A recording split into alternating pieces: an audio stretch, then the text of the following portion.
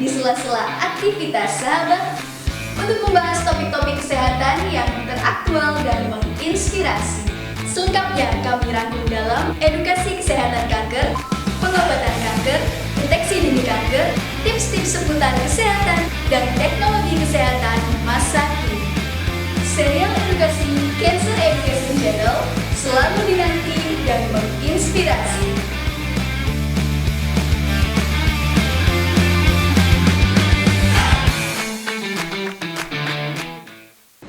Assalamualaikum warahmatullahi wabarakatuh. Selamat pagi sahabat.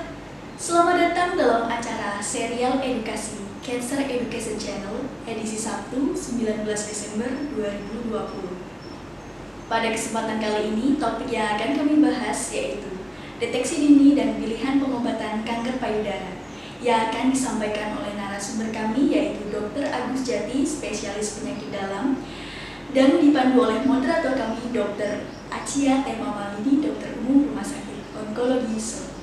Acara ini akan berlangsung selama 1 jam ke depan. Untuk itu sahabat semuanya, kami tunggu partisipasinya dan silahkan menyiapkan pertanyaan pada kolom komentar untuk dialog interaktif. Acara ini disiarkan langsung pada channel YouTube, Facebook, dan Instagram Live Rumah Sakit Onkologi Solo. Mari sahabat, langsung saja kita simak bersama serial edukasi Cancer Education Channel yang dipersembahkan oleh Rumah Sakit Onkologi Solo dan Solo Cancer Society. Assalamualaikum warahmatullahi wabarakatuh. Selamat pagi sahabat. Kembali berjumpa lagi dengan kita di sini dengan saya Dr. Achia Temamalini sebagai moderator pada Cancer Education Channel pada hari ini, yang kita juga akan ditemani oleh salah satu narasumber kita, Dr. Agus Jati, spesialis penyakit dalam Vinasir. Selamat pagi dokter. Selamat pagi. Gimana dok kabarnya dok? Baik. Baik ya dok Semoga ya. sehat semua teman-teman di Rumah Sakit Onkologi Solo dan rekan-rekan semua. Iya, amin. Semoga kita juga tetap semangat ya dok ya di tengah pandemi seperti ini. Nah sekarang kita akan membahas mengenai topik-topik yang sangat menarik tentunya, nggak kalah menarik dengan topik-topik sebelumnya. Yang kali ini topik kita mengenai deteksi dini dan prinsip pengobatan kanker payudara, betul ya dok ya? Betul. Nah, mungkin ini juga udah familiar di semua kalangan dok, nggak hanya orang dewasa, tapi remaja juga pasti udah familiar dengan kata-kata kanker payudara ya dok ya? Betul, karena kanker payudara ini salah satu kanker tertinggi pada wanita. Iya betul dokter. Makanya jadi ini topik yang sebenarnya nggak cuma kita aja nih yang sudah dewasa yang bisa mendengarkan, tapi anak-anaknya bisa ikutan dengerin ya dok ya? Betul, dan kanker payudara ini rankingnya kejar-kejaran antara kanker leher rahim dengan kanker payudara. Oh Jadi ya. nomor 1, nomor 2, nomor 1, nomor 2. Bagi Jadi- wanita, pada wanita. Dan itu selalu tinggi berarti ya Iya, dok ya? selalu tinggi angka kejadian. Mungkin dengan kayak gini kejadian yang bal-balapan kita harus lebih tahu detailnya seperti apa, dan apalagi ini kita bahas tentang deteksi dini. Jadi ini pasti khusus untuk awam juga sangat perlu ya dok ya, ini pengetahuan yang sangat perlu. Untuk lebih jelasnya kita dengarkan penjelasan dari Dr. Agus Jati, spesialis penyakit dalam. Saya persilahkan dokter. Oke, terima kasih. Selamat pagi rekan-rekan semua, rekan-rekan dari Rumah Sakit Onkologi Solo dan survivor kanker di seluruh Solo. Saya ingin menampilkan slide saya. Iya. Ini saya mohon. Ya. Dalam slide saya ini saya akan memberikan gambaran secara umum tentang deteksi dini dan prinsip pengobatan kanker payudara. Oke, slide. Ya. Saya mengambil gambar pertama ini The Angelina Effect. Apa Iya. itu muncul dalam majalah Times beberapa tahun yang lalu. Jadi Angelina Jolie itu melakukan double mastectomy, dok. Betul dokter. Double mastectomy itu pengangkatan payudara 2 kanan kiri. Iya. Kemudian habis itu dilakukan rekonstruksi. Kenapa dia melakukan ini? Karena dia mengecek genetiknya, yaitu namanya gen BRCA. Terjadi mutasi di situ, di mana resiko dia terjadi breast cancer tinggi. Maka itu dia melakukan preventif, pencegahan. Baru kali itu tuh ada suatu Public figure dok. Iya, public figure betul. yang melakukan preventif. Nah, preventifnya pun nggak main-main. Iya, betul. Mengangkat payudara duanya. Iya betul. Ini kenapa? Karena ditelisik dari ibunya Angelina Jolie itu juga ada suatu riwayat cancer. Kemudian setelah ditelisik genetiknya, Angelina Jolie ini sendiri mengalami adanya suatu mutasi di gen BRCA ini. Nah, maka setelah itu populer lah ini namanya pengecekan mutasi gen BRCA. Betul sekali. Dan ini bisa dicek di Indonesia, bisa dicek dan ada indikasinya kapan dicek karena ini adalah familial gitu ya. Kalau keluarganya ada kanker payudara, maka resiko terjadinya kanker payudara usia muda atau terjadi pada ada mutasi gen BRCA ini tinggi. Lebih tinggi, betul. Slide. Oke, nah ini saya menampilkan ini bahwa kanker payudara itu secara epidemiologi kasus baru nomor 1, kemudian ini secara umum kalau laki-laki dan perempuan ya. Tapi kalau perempuan aja payudara, serviks payudara, kanker leher rahim itu selalu bersaingan. Kemudian ini distribusi usia, terutama pada usia di atas 40 nih dok. Terutama pada usia di atas 40. Makanya nanti deteksi dini diutamakan pada wanita lebih dari 40 tahun. Nanti ada serial screening mammografi. Betul. Nah, pertama kita harus tahu ciri-cirinya. Ciri-cirinya bisa ada benjolan di payudara, ataukah permukaan payudaranya tidak rata, ada tertarik begitu, ada permukaan cekung atau dimpling, kemudian keluarnya cairan yang tidak normal, dari puting payudara, kemudian adanya radang, memerah gitu ya, ada perubahan warna kulit seperti luka dan lain sebagainya, itu salah satu tanda-tanda dari kanker payudara. Slide. Nah, ini faktor risikonya dok. Jadi salah satu ini berbagai faktor risiko saya ungkapkan. Ini slide-nya dari Kemenkes ini sebenarnya. Yang pertama adalah haid pertama usia muda di bawah 12 tahun. Termasuk ya dok ya berarti ya. Jadi haid usia muda, kemudian menopause yang lebih dari 55. Itu makanya saya hubungkan. Kenapa? Karena paparan estrogen yang tinggi. Jadi kalau dia mens sebelum 12 itu biasanya menopause-nya lebih tua juga. Iya, betul. Nah, paparan estrogen tinggi ini resiko kanker payudara. Kemudian wanita yang tidak menikah atau tidak mempunyai anak. Kenapa? Karena dengan menikah kemudian punya anak itu ada paparan terhadap progesteron gitu ya. Karena dia hamil dan lain sebagainya. Kalau dia tidak mau menikah, tidak memiliki anak, paparan estrogennya lama. Resiko terjadi kanker payudara. Nah, melahirkan anak pertama lebih dari usia 30 tahun. Itu sama juga terhadap paparan estrogen, betul. Paparan estrogen. Kemudian tidak menyusui. Kenapa? Karena menyusui itu nanti ada hormon prolaktin keluar dan lain sebagainya. Kalau tidak menyusui, maka dia akan muncul siklus mens lagi. Iya, betul. Paparan estrogen muncul lagi. Kalau dia misalnya dia menyusui 9 bulan lah minimal. Maka dia dengan adanya menyusui yang rutin itu prolaktin keluar dan estrogen tertekan sehingga nggak akan mens rutin lagi gitu. Betul. Kemudian pasien-pasien menggunakan kontrasepsi hormonal atau terapi hormonal atau namanya hormon replacement terapi. Itu juga berkaitan dengan estrogen. Kemudian pasien yang ada riwayat tumor zina. Nah, itu. Hal yang lain adalah adanya riwayat kanker dalam keluarga, kemudian alkohol, perokok, stres itu juga ada hubungan dengan kanker. Slide. Nah, gimana caranya deteksi dini? Ada 2 hal. Yaitu bisa dengan periksa payudara sendiri atau sadari atau sadanis, periksa payudara klinis. Nah, jadi jika ditemukan benjolan sekecil apapun segera konsultasikan ke dokter. Nah, untuk sadari dilakukan sendiri, dok. Nanti saya ungkapkan di sini. Untuk sadanis itu dilakukan di puskesmas atau fasilitas kesehatan. Nah, di Rumah Sakit Onkologi Solo PHCC sini juga bisa. Bahwa kalau ada pasien yang curiga ada apa, pemeriksaan payudara di sini juga bisa. Oke, slide. Nah, ini caranya nih, dok. Yang pertama adalah diamati. Itu di depan kaca, wanita tersebut memeriksa payudara sendiri. Kemudian bagaimana? Ada perubahan bentuk tidak? Simetris tidak kanan kiri? Diamati secara teliti, kulitnya bagaimana dan lain sebagainya, tangan diangkat ke atas begitu. Oke. Kemudian setelah itu yang kedua telapak tangannya kita ini kan mengangkat ke atas ya dok ya. Yang kedua turun ke bawah. Kemudian diamati apakah kulitnya ada yang mengkerut, apakah ada benjolan, apakah ada cekungan, apakah ada retraksi atau tarikan puting susu. Itu satu hal yang nggak normal dok. Setelah itu baru di pencet atau urut di sekitar putih, kemudian memutar begitu ya. Ada nggak keluar cairan dari puting susu begitu. Nah, nomor 4, nomor 5, nomor 6 dilakukan secara berbaring, Dok. Oh iya. Ya. Betul. Jadi nanti berbaring ke kanan, nomor 6 berbaring ke kiri, nanti diputar tangan apakah ada benjolan di sekitar payudara. Begitu ya. Cara merabanya dengan 3 ujung jari tengah yang dirapatkan agar sensitif gitu, Dok. Iya, 3 jari tengah yang dirapatkan. Kemudian mengikuti arah putaran jarum jam untuk mengetahui mulai dari pinggir dulu, kemudian ke dalam sampai ke tengah diputing gitu. Apakah ada sesuatu yang berbeda? Apakah itu kulitnya? Apakah itu ada benjolan dan lain sebagainya? Slide lagi.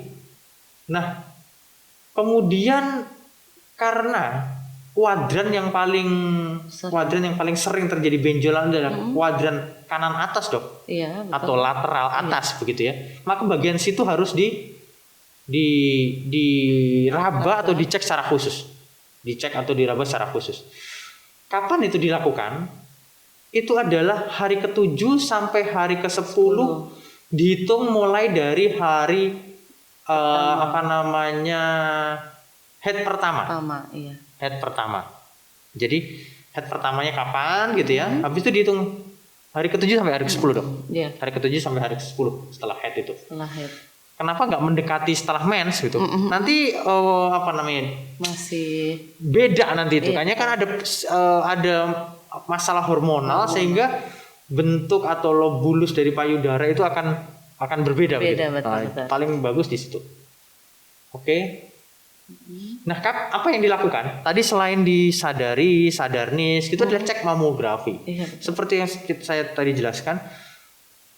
Prevalensi munculnya kanker payudara itu usia 40 tahun ke atas, maka dimulai untuk mamografi setiap tahun adalah usia 40. Iya. Jadi usia 40 sampai 44 itu dia punya opsi.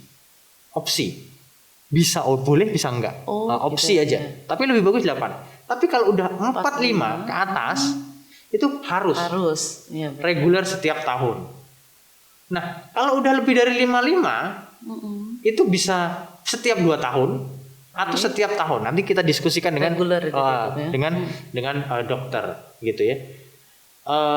Yang dilakukan apa sih itu? Bisa dilihat di gambar. Jadi nanti payudaranya seperti di ronsen begitu. Jadi nanti kalau ada suatu benjolan atau apa yang menunjukkan ke arah cancer, itu lebih padat, lebih putih gambarnya. Lebih padat, lebih putih. Jadi lebih terlihat ya, Dok ya. Lebih terlihat. Betul. Nah, untuk usia muda kurang dari 40 tahun tidak disarankan untuk mamografi. Kenapa? Karena payudara wanita usia muda itu dense atau keras. Jadi kalau di mamografi akan terlihat seperti kanker gitu. Jadi memang nggak disarankan. Tidak disarankan untuk usia muda. Usia muda itu lebih bagus pakai USG atau kalau memang mampu namanya breast MRI. MRI payudara. Cuma lebih mahal, betul. Nah, breast MRI itu sebenarnya kalau dia itu ada genetik BRCA, misalnya nggak seperti Angelina Jolie, dia nggak melakukan ini mastektomi, tapi dia gennya positif gitu. Betul. Terus gimana? Screeningnya, deteksi dininya dengan yearly setiap tahun, annually breast MRI agar bisa kedetek lebih awal. Jelas. Gitu. Untuk yang khusus yang BRCA positif. Tapi si Angelina Jolie dia lebih invasif, dia lebih karena dia ini ya udah biar aman aja, angkat aja gitu. Dengan usia juga udah Angelina Jolie saat itu juga bukan masih muda juga ya, Dok ya. Udah berusia lah ya. Betul. Slide lagi. Mungkin ini nanti kita bisa diskusikan, nanti kita diskusi lagi. Baik, Dokter. Materinya. Nanti kita akan bahas lagi ya, Dok ya, tentang masih ada prinsip pengobatannya juga ya, Dok ya. Betul. Jadi jangan kemana-mana, tetap di sini aja.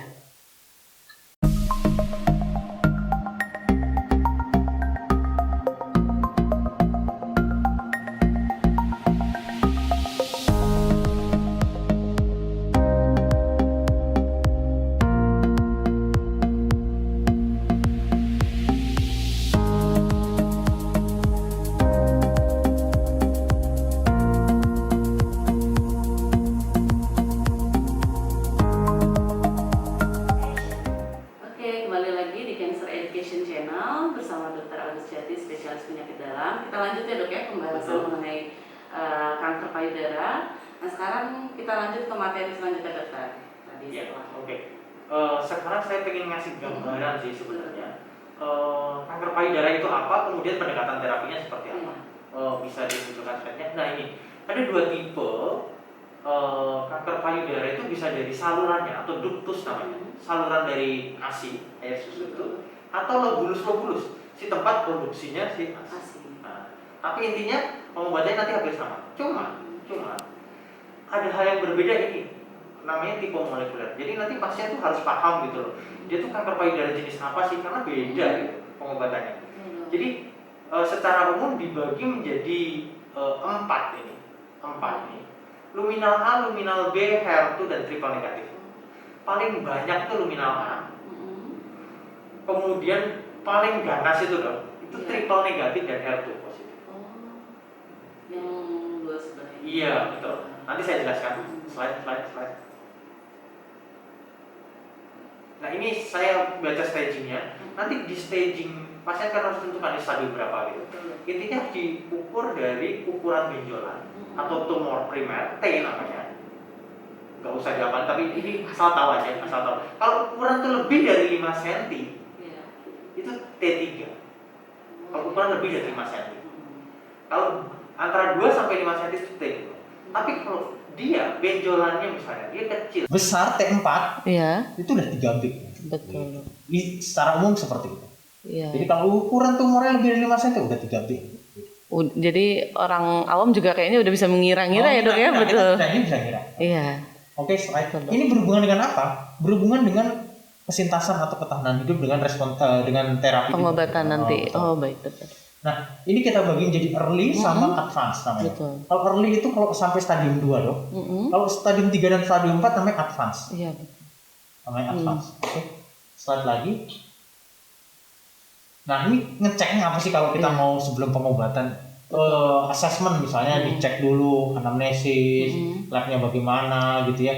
Menopause status, tumor primernya di assessnya dengan macam-macam dok, bisa dengan mamografi, bisa dengan USG, bisa dengan MRI salah satunya. Iya.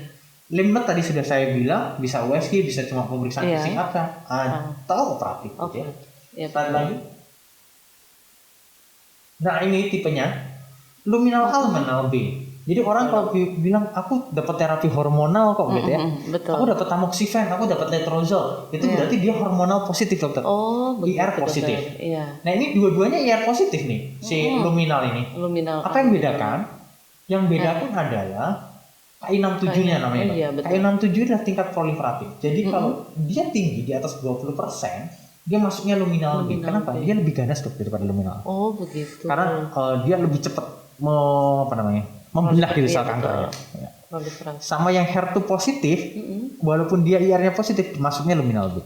Oh gitu. Karena HER itu salah satu pertanda agresif. Iya betul. Slide lagi.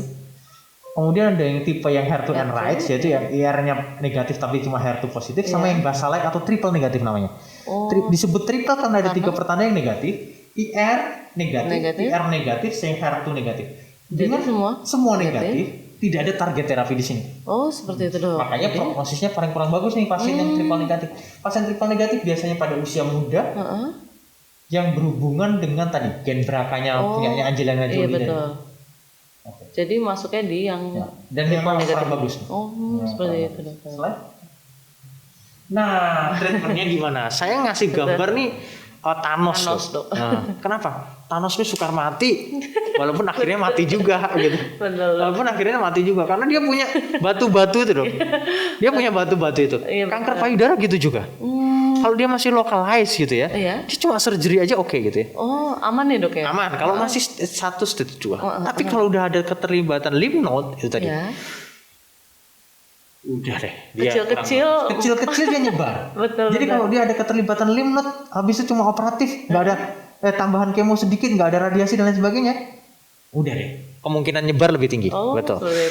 Makanya dalam tata laksana breast cancer seperti dalam menghadapi Thanos itu butuh tim multidisiplin. Itu butuh Avengers gitu ya. Nah, Avengers-nya tuh apa gitu dok ya? Avengers-nya tuh butuh. Jadi nggak cuma main one man one show, nggak bisa. Oh nggak bisa. Iya, jadi kalau misalnya Captain America ngadepin Thanos sendiri kalah dok. Iya tetap kalah. Jadi harus ada kerjasama. Kerjasama itu didiskusikan dalam sebuah tim. Untuk ini pasien dapat best treatmentnya apa sih? Jadi nggak cuma kayak buku resep dok. Kalau pasien ini dengan misalnya HER2 positif obatnya mesti ini, enggak, karena orang punya suatu hal-hal sendiri. Iya, Makanya itulah butuh 3 core utama. Iya. 3 core utama. Yang pertama adalah dokter bedah onkologi. Iya. Nanti akan dia melakukan operatif dan diseksi aksila yang bagus begitu ya. Kemudian dokter medical onkologi yang akan mengantarkan kemoterapi dengan baik gitu ya. Sama yang ketiga adalah dokter radiation oncology atau radioterapi. Kenapa radioterapi ini dibutuhkan? Radioterapi ini untuk mematikan sheet tumor yang secara lokal di aksila sama di payudara. Jadi kalau pasien itu udah ada keterlibatan lymph node, setelah operasi wajib dok untuk dilakukan radioterapi. Nah itu kadang yang kurang di tempat kita.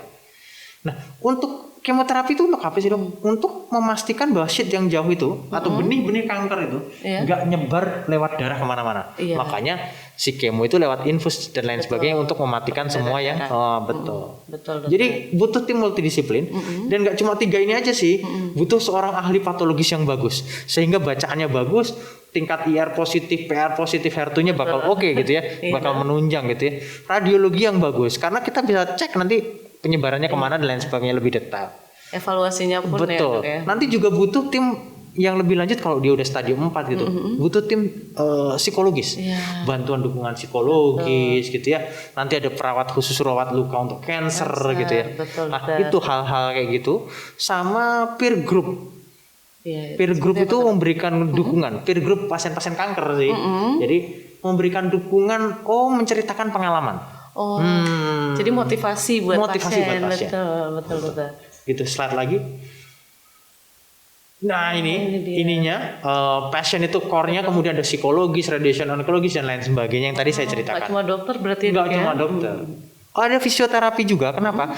Pasien post op kanker payudara karena dia mungkin diambil axillary lymph node-nya atau kelenjar getah bening itu akan timbul lymphedem. Lymphedem bengkak nggak bisa aktivitas. Nah dia butuh fisioterapi di situ. Bagaimana tata laksana lymphedem, nanti ada senam lymphedem gitu. Supaya baik lagi ya dok ya. Betul. Jadi nggak bisa one man one show. Iya betul dok. Nah makanya harus dalam suatu lingkup kerjasama tadi. Betul. Slide lagi. Ini mungkin 2 slide saya yang terakhir. Ini terapi yang early sama terapi yang advance. Early tadi set 1, set 2 ya dok. Iya, Dok. Itu surgery yang utama. Iya. Ya. Radioterapi itu kapan? Radioterapi itu jika lymph node-nya positif lebih dari 4 ditemukan dok. Atau T-nya lebih dari 5 cm. Jadi kalau ukuran tumor lebih dari 5 cm, wajib radiasi dok. Tapi kan hal itu kadang-kadang ya pasien menurut dokter. Tapi menurut saya pasien harus tahu. Karena dengan pasien tahu opsinya, dia akan, kok aku nggak dapat ini sih? Nah dia bahkan second opinion. Betul. Nah hal-hal seperti itu. Kemudian ada hal yang ini adalah surgical margin. Apa itu surgical margin? Jadi laporan PA, makanya kita butuh dokter PA yang bagus. Surgical margin itu bekas sayatan operasi itu bebas tumor nggak? Itu termasuk ya? Termasuk, karena kalau dia nggak bebas tumor dok, resiko untuk metas ada. Kan berarti kita motong tumornya, harusnya minimal lebih 1 cm. Bebas tumor. Jadi di luarnya itu udah nggak ada tumor gitu dok. Seharusnya ya dok ya. Amannya gitu. Kalau ada surgical marginnya positif, radiasi tambahannya dok. Jadi operasi tadi udah. Iya betul. Radiasi. Kemudian nanti setelah itu tambahin sistemik terapi, apakah itu kemoterapi dan lain sebagainya. Baik benar. Kemudian kalau untuk yang ini terakhir slide saya, untuk advance gimana? Kalau untuk advance ini karena dia udah tingkat lanjut stadium 3, stadium 4. Kalau stadium 3 mungkin masih bisa oke dok ya. Pada pasien-pasien stadium 4 itu target terapi adalah memperpanjang survival dan menurunkan simptom serta kualitas hidup lebih bagus. Iya betul dokter. Operasi kalau udah pada stadium 4 kecuali misalnya diperlukan itu enggak ada. Karena dia udah metas jauh. Iya, betul udah metas. Nanti akan memperbesar beban kalau mau operasi dan lain sebagainya. Dan risikonya lebih tinggi. Betul. Jadi dilakukan kemoterapi, kemudian kalau pada pasien dengan IR/PR positif dengan hormonal gitu ya. Kalau pasien itu HER2 positif dikasih anti HER. Itu intinya. Mari slide. Oke, sepertinya slide saya terakhir. Jadi intinya adalah kalau kita mau membunuh si Thanos nih, kita butuh kerjasama. Iya betul dok. Kita nggak bisa sendiri-sendiri. Jangan gitu. Sendiri-sendiri ya dok ya. Oke. Nanti mungkin selanjutnya kita akan ada diskusi ini, nanti pertanyaan-pertanyaan dari teman-teman dari media sosial akan kita jawab satu-satu. Oleh karena itu tetap di sini aja.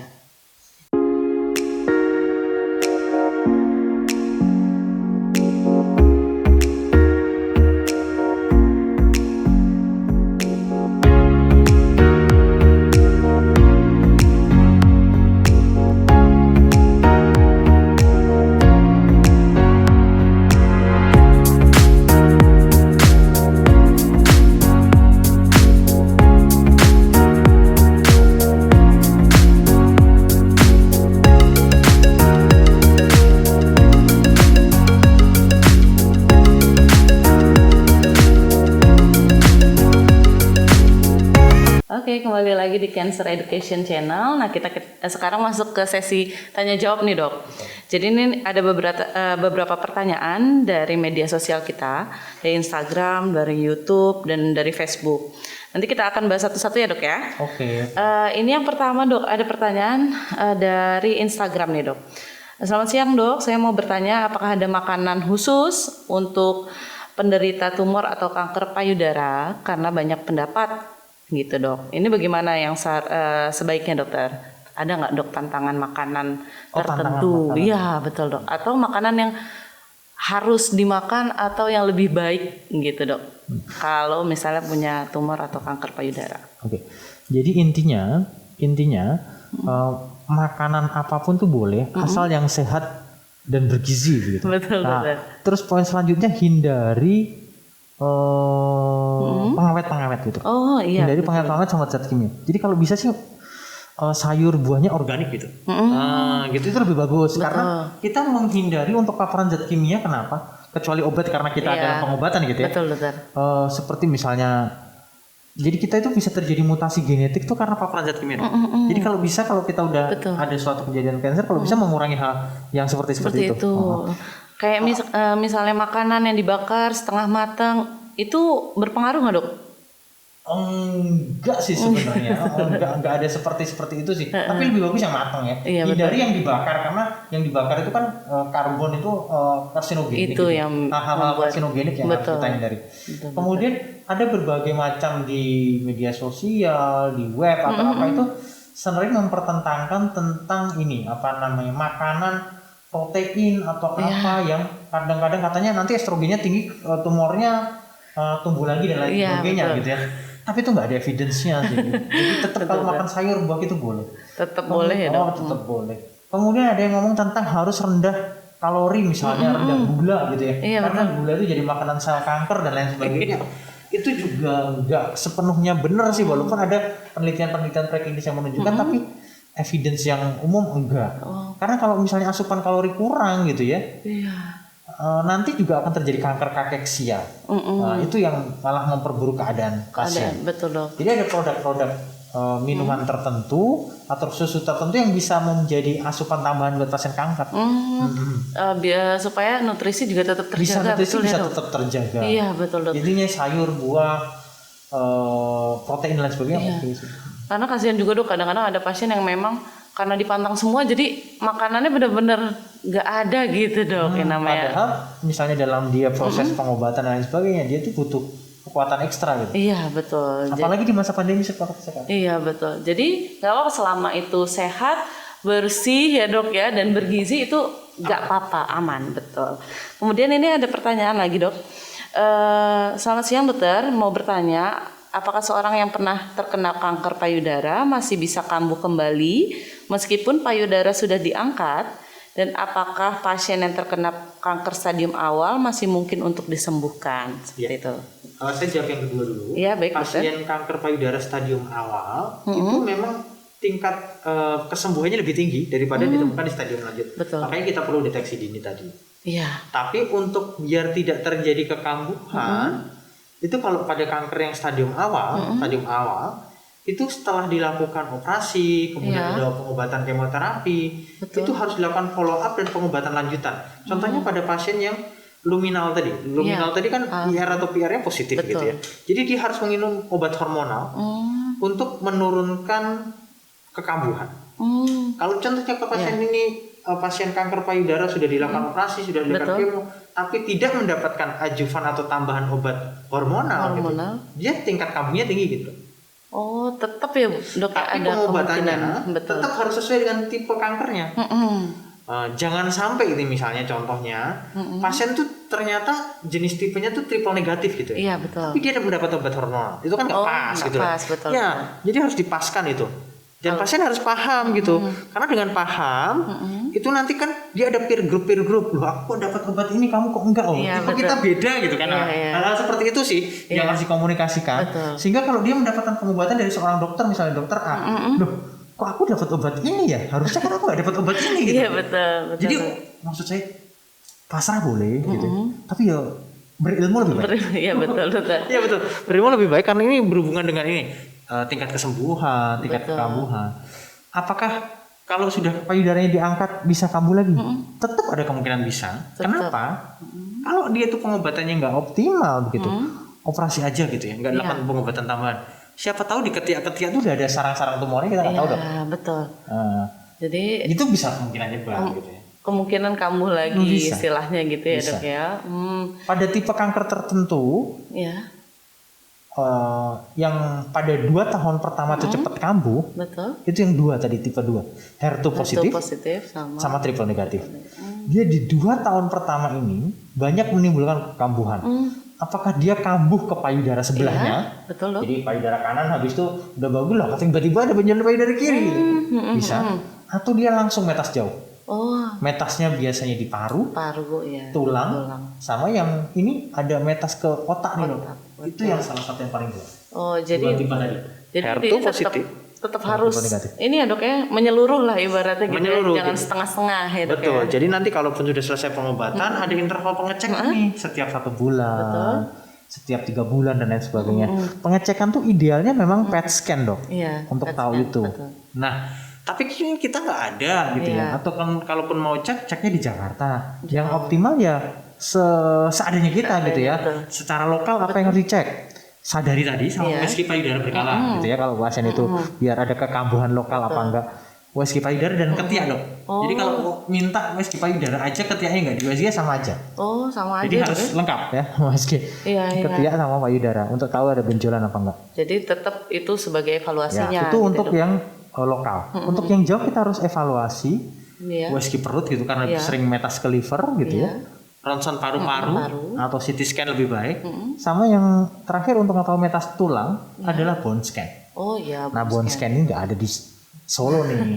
Jadi kalau bisa memang dilakukan itu. Tapi kalaupun enggak, itu masih ada kalau ada alternatif. gejala, ronsen bone survey namanya. Bone Di ronsen survey bone juga walaupun masih- sensitivitasnya lebih rendah. Tapi masih oke lah ya Tapi dok. masih oke lah. Gitu. Atau kalau misalnya pasien kok nyeri tulang, nyeri boyok, ya coba dicek itu. Siapa tahu dia nyebar ke tulang belakang. Itu paling sering sekali. Nyebar ke tulang belakang, habis itu lumpuh. Salah satu yang tanda metasnya dok tanda ya. metasnya. Oke dokter. Kemudian ini dok ada pertanyaan lagi ini. Kalau misalnya kan tadi yang bergejala nih dok. Betul.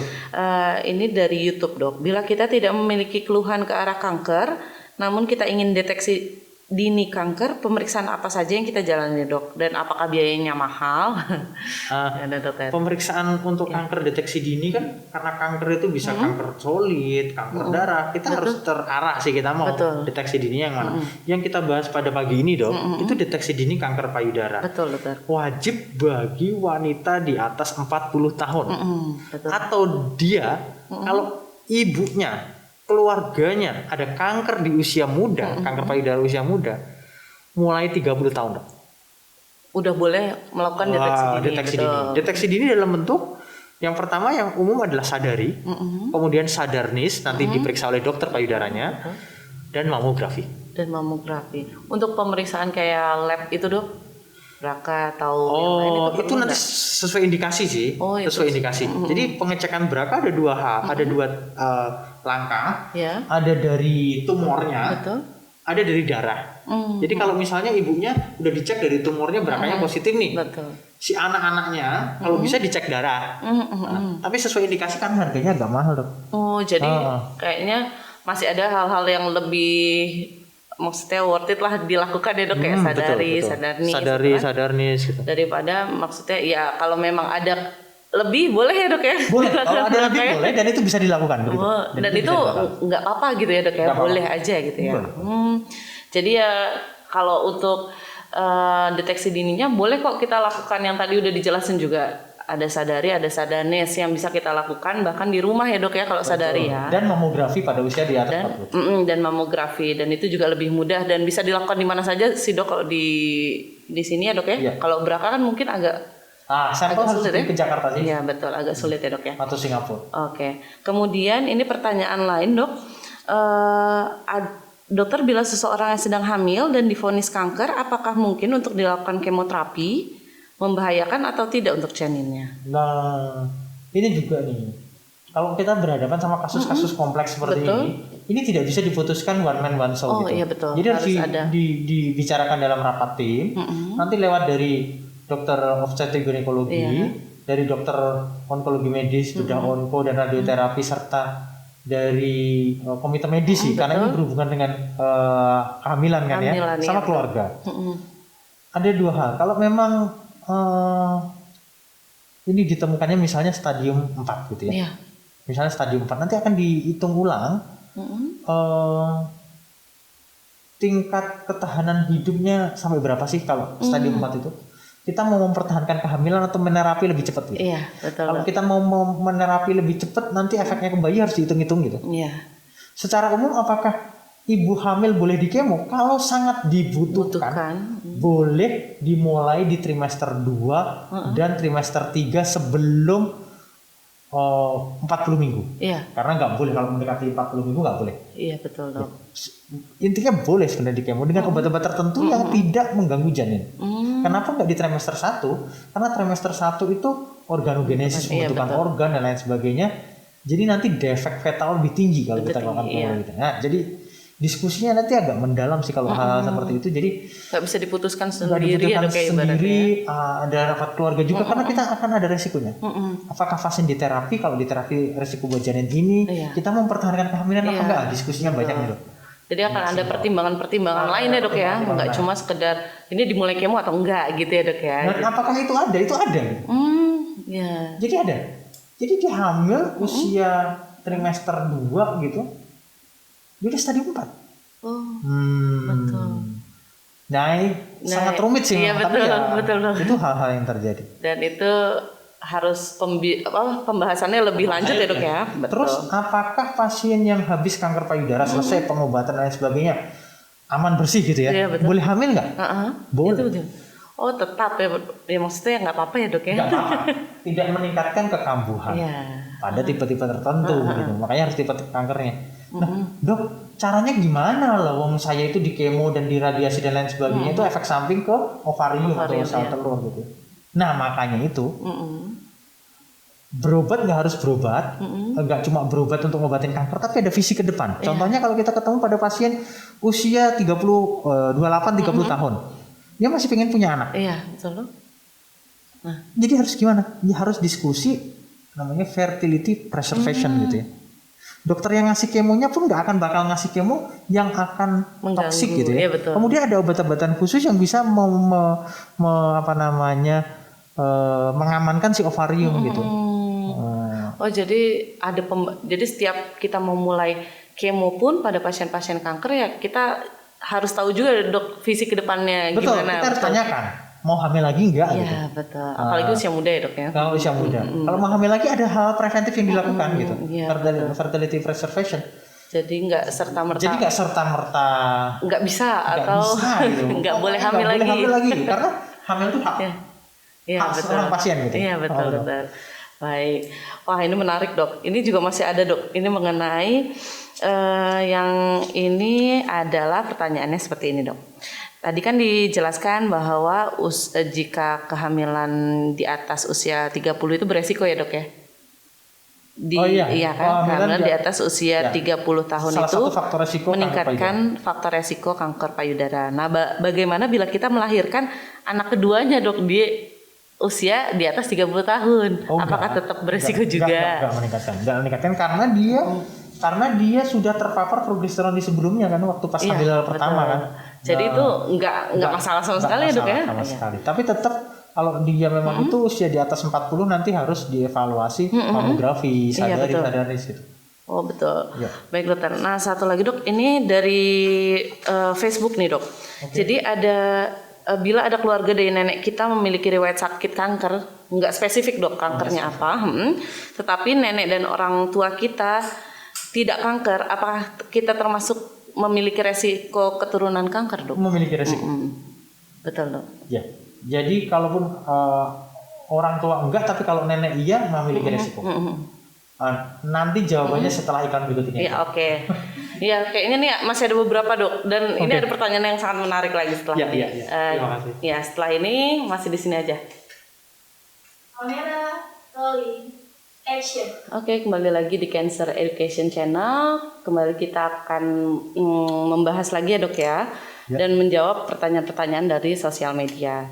Lanjut ke beberapa pertanyaan yang belum Tadi kita jawab. pertanyaan Dok. terjawab tadi dok. Iya dok. Apa ya? Lupa saya. Yang ini dok, keturunan. Oh iya, keturunan ya. Betul. Nah, Nggak spesifik keturunannya. Kakek, nenek atau apapun itu kanker, masih ada resiko cucunya itu juga bisa membawa bakat kanker tertentu sih. Nah, ini memang agak susah kita mendeteksinya lewat pemeriksaan genetik karena kita harus tahu dulu kakek neneknya itu kanker apa gitu. Contohnya, kalau kakek neneknya itu kanker kolon gitu ya, kanker usus besar gitu ya. Ada tipe-tipe kanker tertentu yang dia herediter. Namanya Lynch syndrome. Lynch syndrome itu berhubungan dengan kanker ovarium, berhubungan dengan kanker usus besar itu sendiri, dan itu herediter. Jadi ini ya dok ya, sebenarnya baiknya memang tau ya dok ya. Nah, jenisnya apa? Contohnya kalau kakek neneknya tadi berakanya positif ya, yang neneknya perempuan ada kanker payudara. Kemudian cucunya masih bisa terbawa dia si gen itu gitu, sehingga timbul kanker payudara. Gitu. Tapi apapun itu, gitu, kita harus pola hidup sehat, poin satu. Pola hidup sehat, kemudian screening kita jalankan, kalau bisa preventif. Preventif yang bisa kita cegah itu adalah untuk kanker serviks sudah terbukti untuk vaksin HPV, lakukanlah itu, gitu ya, agar tidak terjadi kanker serviks. Kemudian untuk kanker liver atau hepatoma itu ada vaksin hepatitis B. Harusnya di masa kita ini sudah dapat vaksin waktu kecil. Tapi kita harus pastikan dulu titernya oke apa enggak gitu ya. Kalau titernya nggak bagus gitu, vaksin ulang. Betul. Nah, itu dua hal yang bisa dicegah. Kemudian yang lain adalah screening deteksi dini. Kalau kanker payudara tadi kita udah jelasin, gitu ya. Ada sadarnis, kemudian ada mamografi gitu. Untuk kanker kolon gitu ya, kanker usus besar, ada untuk screening via endoskopi gitu. Untuk hal-hal yang lain seperti kanker paru dan lain sebagainya ada namanya low dose CT scan gitu pada yang bergejala. Gitu. Nah itu harus sesuai dengan ini dokter, jadi diskusi kontra ke rumah sakit kalau perlu. Tapi intinya pola hidup sehat. Tetap itu ya dok yang nomor satu ya dok ya. Nah dok ini tadi kan ada preventifnya, ibaratnya kita bahas tentang mengenai vaksin ya dok ya. Nah, ini ada pertanyaan, dokter apakah saat ini sudah ada vaksin untuk kanker payudara? Jadi nggak ada kalau vaksin untuk kanker payudara karena kanker payudara itu nggak related infection gitu ya. Vaksin itu adalah suatu virus yang dilemahkan atau partikel virus sehingga menimbulkan kekebalan tubuh. Nah pada HPV itu vaksin virus HPV itu penyebab kanker serviks, gitu ya, kanker leher rahim. Makanya ada preventif untuk HPV dengan vaksinasi HPV. Kalau untuk payudara nggak ada. Tapi berkembang namanya imunoterapi di mana si vaksin ini digunakan untuk menterapi gitu ya. Oh, jatuhnya terapi ya dok? Jatuhnya untuk menterapi. Apa titiknya di mana? Titiknya adalah meningkatkan kekebalan tubuh, kemudian bisa membuat sel, kalau kita tahu sel kekebalan tubuh ada sel T, sel B gitu ya, sel limfosit gitu ya. Limfositnya itu lebih kuat untuk memakan si sel kanker gitu. Tapi masih dalam tahap penelitian gitu. Jadi belum ini ya dok ya. Tapi obat imunoterapi sudah ada, tapi bukan dalam bentuk vaksin ini. Bukan vaksin yang seperti vaksin HPV, bukan ya dok ya, hepatitis bukan ya dok ya. Baik. Kemudian yang terakhir dokter, ini pertanyaannya dari Instagram. Dok, saya usia 22 tahun dan belum menikah. Saya mengalami keluhan berupa keluar cairan putih dari puting. Hanya sedikit dan berlangsung selama beberapa hari saja. Dan tidak ada lagi dok. Dan rutin melakukan pemeriksaan sadari dan tidak ada benjolan. Kira-kira kenapa ya dok? Dan saya perlu memeriksakan diri atau tidak dok? Seperti itu. Kalau saya ini poin pertama harus periksa ke dokter. Karena itu sesuatu yang nggak normal. Belum pernah menikah timbul cairan di payudara dari puting. Itu sesuatu yang nggak normal, harus dievaluasi lebih lanjut. Kalau untuk usia muda sarannya adalah USG payudara atau breast MRI. Kalau mamografi nanti akan kelihatan padat, jadi payudaranya usia muda padat, jadi nanti kabur apakah ini putih-putihnya ini putih-putih kanker apa enggak, nanti nggak bisa. Jadi USG payudara baiknya tetap diperiksakan berarti ya dok ya. Jangan anggap sepele lah, walaupun memang hanya beberapa hari aja. Mungkin itu infeksi gitu, masih mungkin itu infeksi. tapi kok kayaknya kalau usia muda enggak. Karena iya. kalau yang misalnya pas menyusui, infeksi atau pada saat karena ASI-nya tertimbun gitu Iya, mungkin betul, gitu ya. betul, Itu betul, mungkin. betul. Kalau ini kan enggak. Ini enggak dokter, karena belum menikah juga sih dok. Betul. Iya betul. Jadi baiknya tetap diperiksakan ke Tetap dokter diperiksakan ke untuk lebih tahu ya dok ya. Betul. Ini kenapa gitu. Mungkin itu saja dokter, ini pertanyaan-pertanyaan dari sosial media kita. Semoga membantu teman-teman semua dan ini jadi ilmu baru buat kita. Dan teman-teman juga jadi lebih paham betul mengenai kanker payudara dan deteksi dini serta pengobatannya. Mungkin ada yang mau disampaikan dokter? Saya ingin menyampaikan beberapa poin. Iya betul. Faktor risiko kanker payudara intinya adalah paparan estrogen yang terlalu lama. Ya. Jadi telat menikah, telat punya anak itu menjadi faktor risiko. Iya. Pengobatan hormonal itu merupakan risiko. Risiko. Kemudian cara mencegah ya pola hidup sehat. Gitu. Iya. Pola hidup sehat, makan sayur, makan buah, berat badan ideal, hindari rokok, hindari alkohol, hindari stres gitu. Betul. Kemudian untuk mencegah lebih dini gimana? Untuk mencegah lebih dini tadi ada pemeriksaan payudara sendiri. Untuk pemeriksaan lebih lanjut bisa datang ke puskesmas atau klinik atau rumah sakit. Iya betul. Nah, ada namanya sadarnis, nanti akan diperiksa oleh dokter dan dibantu perawat. Betul. Kemudian untuk usia di atas 40, saran deteksi dini ada dengan mamografi setiap tahun. Annual mammogram. Itu untuk pencegahan dini. Nah, kalau sudah kena sakitnya gimana? Gitu. Poin ketiga adalah kalau kena sakitnya gimana? Iya. Kalau kena sakitnya harus datang ke dokter yang tepat dan rumah sakit yang tepat agar dapat tata laksana yang tepat. Gitu. Betul. Jangan terbawa oleh omongan orang, obat herbal, terus habis itu dan lain sebagainya, Iya, betul. sehingga malah datang dalam posisi terlambat. Ya. Kondisi sudah Kalau jelek. sudah diobatin oleh dokter, pasien tuh harus cerdas tadi, jadi harus tahu nih, saya tipe kankernya apa sih, kenapa saya nggak dapet ini sih gitu. Nah itu harus ini. Contohnya adalah pasien kanker payudara HER2 positif. Iya dong. Itu harus ada kemo tambahan secara optimal 1 tahun dengan anti HER gitu. Dan itu nggak tertanggung oleh asuransi pemerintah gitu ya. Kalau pasien itu mampu, tapi dia tidak terinfo, rugi kan dia? Iya betul. Nah, sangat. untuk apa sih pengobatan itu? Untuk mencegah kekambuhan gitu ya. Nah, untuk tahu kenapa tipe kankernya harus tahu dan harus hafal, untuk bisa sebenarnya nanti saya pengobatannya gimana Seperti sih gitu. apa? Betul dokter. Nah, yang harus di apa namanya garis bawahnya adalah tipe kanker yang risiko tinggi. Apa itu? HER2 positif dan triple negatif. Yang dua-duanya negatif. Itu yang harus hati-hati karena 2 tahun pertama sering sekali kambuh. Iya. Sering sekali kambuh. Nah, kalau sudah sakit gimana agar tidak kambuh? Ikuti petunjuk dokter. Betul. Kalau pada pasien yang luminal atau IR positif harus minum obat hormonal selama minimal 5 tahun. Iya. Selama minimal 5 tahun. Kemudian agar tidak apa namanya kita tidak kambuhnya datangnya terlambat, regular kontrol gitu. Nanti dokter akan merencanakan, bulan ini 8 USG, besok 8 ronsen atau apa gitu, agar teratur itu-itunya. Evaluasi surveillance. Iya betul.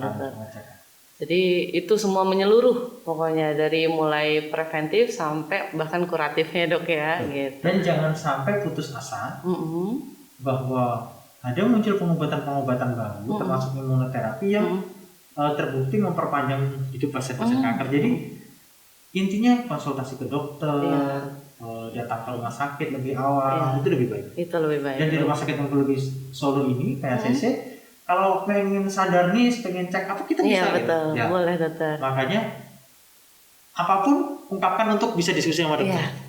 Jangan ragu dan jangan malu ya dok ya. Oh iya, jangan ragu dan jangan malu, betul. Jangan ragu dan jangan malu karena kan kadang perempuan suka malu dok, misalnya apalagi yang usia muda seperti itu. Nah mungkin ini pembahasan kita pada hari ini semoga bermanfaat. Nanti kita berjumpa kembali di Cancer Education Channel selanjutnya. Terima kasih sudah mendengarkan. Terima kasih dokter sudah jadi narasumber kita pada hari ini. Sampai jumpa. Assalamualaikum warahmatullahi wabarakatuh. Waalaikumsalam warahmatullahi wabarakatuh.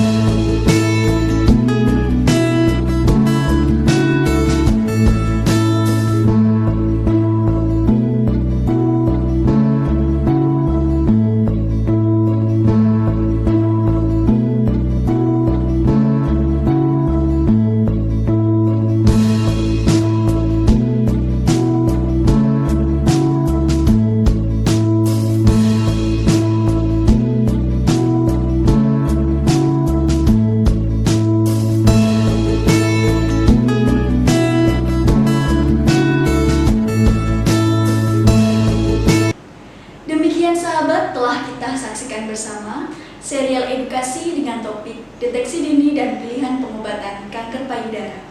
Untuk itu, mari kita lakukan deteksi dini secara berkala untuk mencegah penyakit ini dengan harapan semakin cepat kanker dideteksi, tingkat kesembuhannya semakin baik.